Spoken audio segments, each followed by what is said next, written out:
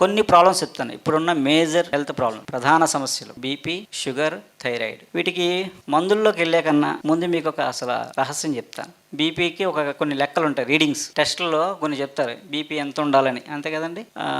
120/80 లేదా కొంచెం పెద్దవాళ్ళు అయితే 190/140 ఉండొచ్చు అని చెప్తారు. మామూలుగా వరల్డ్ హెల్త్ ఆర్గనైజేషన్ లెక్కలు ఇవన్నీ. అలాగే థైరాయిడ్ ఎంత ఉండాలని, షుగర్ ఎంత లెవెల్స్ ఉండాలని చెప్తారు కదా. అది మన ఇండియాకి అప్లై అవ్వవు. మన ఇండియాలో ఆ రీడింగ్స్ అప్లై అవ్వవు. అసలు లాజిక్ చెప్తున్నా చూడండి. రీడింగ్ ఎంత ఉందో నాకు సమస్య కాదు, రీడింగ్ ఎంత ఉందో మందు వేయకూడదు. సిమ్టమ్ ఉందా లేదా, మీకు బీపీ 100/160 ఉందండి, 160/100 ఉంది, పోతే 190/110 ఉంది, చాలా ఎక్కువ ఉన్నట్టు. మామూలుగా అయితే డాక్టర్ అల్లగొట్టేసి అర్జెంట్గా అయిపోతే బీపీ వచ్చేది, పక్షాలు వచ్చేది చెప్తాడు. కానీ మీకు ఏ సిమ్టమ్ లేదు, మీకు తల ఎసరడం, కళ్ళు తిరగడం ఏం లేవు, కానీ మీరు బాగానే ఉన్నారు. బీపీ చూస్తే అంత ఉంది అంటే అర్థం ఏంటి?